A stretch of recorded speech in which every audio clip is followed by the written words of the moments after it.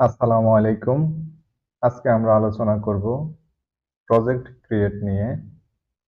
Project create করার জন্য dream business tool ERP এর সাইডবার থেকে প্রজেক্ট মেনুতে ক্লিক করতে হবে। প্রজেক্ট মেনুতে ক্লিক করলে একটি ড্রপ ডাউন মেনু বের হবে। উক্ত ড্রপ ডাউন মেনুর মধ্যে ক্রিয়েট প্রজেক্ট সাব মেনুটি পাবো। এরপরে ক্রিয়েট প্রজেক্ট সাব মেনুতে ক্লিক করলে প্রজেক্ট ক্রিয়েট এর ফর্মটি পাবো। প্রজেক্ট ক্রিয়েট ফর্ম এর মধ্যে প্রায় 24টির মতো ইনপুট আছে, যার মধ্যে কিছু ইনপুট আছে যেগুলো রেড কালার, অর্থাৎ প্রজেক্ট ক্রিয়েট করার জন্য রেড কালারের ইনপুটগুলো বাধ্যতামূলক। এছাড়া অনেকগুলো ইনপুট আছে যা প্রজেক্ট ক্রিয়েট এর জন্য বাধ্যতামূলক নয়, অর্থাৎ প্রজেক্ট ক্রিয়েট করার সময় যদি আপনার কাছে উক্ত ডাটাগুলো থাকে প্রজেক্টের, তাহলে আপনি সেই ডাটাগুলো ইনপুট করবেন।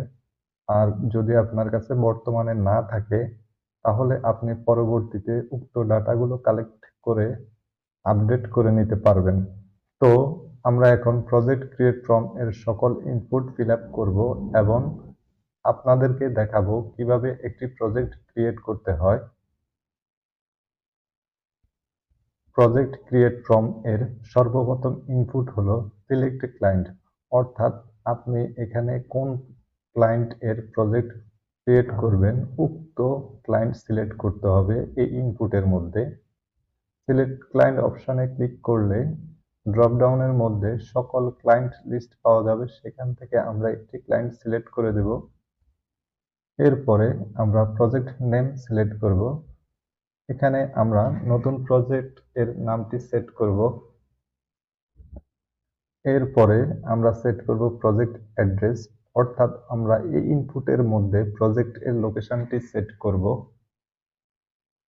এরপরে আমরা সেট করব প্রজেক্ট ডিসক্রিপশন, এর মধ্যে প্রজেক্ট এর ডিটেলস আমরা সেট করব। প্রজেক্ট এর ডিটেলস সেট করা শেষ হয়ে গেলে আমরা প্রজেক্টের স্ট্যাটাস সেট করব। এখানে ক্লিক করলে অনেকগুলো স্ট্যাটাস পাওয়া যাবে, তার মধ্যে একটি হচ্ছে কামিং, আরেকটি হচ্ছে অনগোয়িং, আরেকটি হচ্ছে কমপ্লিট, আরেকটি হচ্ছে অন হোল্ড। যেহেতু এটি আমাদের নতুন প্রজেক্ট, তো উক্ত প্রজেক্টটি ভবিষ্যতে পাওয়ার আশা আছে, সেক্ষেত্রে আমরা এখানে সেট করব কামিং প্রজেক্ট। এরপরে হচ্ছে প্রজেক্ট ফটোস, এর মধ্যে আমরা সেট করব প্রজেক্ট এর ছবি, অর্থাৎ যদি আমাদের কাছে উক্ত প্রজেক্ট এর ছবি থাকে সেক্ষেত্রে আমরা উক্ত প্রজেক্টের এক বা একাধিক ছবি সেট করতে পারবো। যেহেতু প্রজেক্টটি নতুন, তাই আমরা একটি প্রজেক্ট এর দুইটি ছবি সেট করে দিচ্ছি।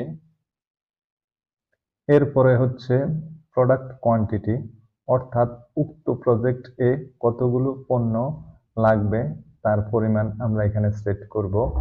এরপরে হচ্ছে উক্ত প্রজেক্ট এর কন্টাক্ট পারসন, অর্থাৎ আমরা প্রজেক্টে কার সাথে যোগাযোগ করব তার নাম এখানে সেট করব। এরপরে হচ্ছে কন্টাক্ট পারসন ডেজিগনেশন, আমরা এখানে প্রজেক্ট কন্টাক্ট পারসনের ডেজিগনেশনটি সেট করব। এরপরে আমাদের কাছে যদি কন্টাক্ট পারসনের নাম্বারটি থাকে সেক্ষেত্রে আমরা নাম্বারটি সেট করব, এবং কন্টাক্ট পারসনের যদি ইমেল আইডি থাকে সেক্ষেত্রে আমরা ইমেল আইডিটিও সেট করতে পারবো। এরপরে আমরা সেট করব উক্ত প্রজেক্টের ইঞ্জিনিয়ার কে এবং তার কন্টাক্ট নাম্বার। এখন আমরা সেট করব আমাদের নতুন প্রজেক্ট এর ডিসিশন মেকার কে এবং তার নাম্বার। এরপরে আমরা সেট করব উক্ত প্রজেক্ট এর প্রকিউরমেন্ট অফিসার অথবা পারচেজ অফিসারের ডিটেলস। এখানে আমরা পারচেজ অফিসারের নাম সেট করব এবং এখানে আমরা পারচেজ অফিসারের নাম্বারটি সেট করব। এরপরে আমরা সেট করব প্রজেক্ট কনসালটেন্ট ডিটেলস, অর্থাৎ এখানে যে কোম্পানি কনসালটেন্ট করতেছে তার প্রতিষ্ঠানের নাম এবং উক্ত প্রতিষ্ঠানের যোগাযোগের নাম্বার। এরপরে আমরা সেট করব আর্কিটেকচার ডিটেলস, অর্থাৎ উক্ত প্রজেক্টের আর্কিটেকচার কে ছিল তার নাম এবং তার সাথে যোগাযোগ করার নাম্বার।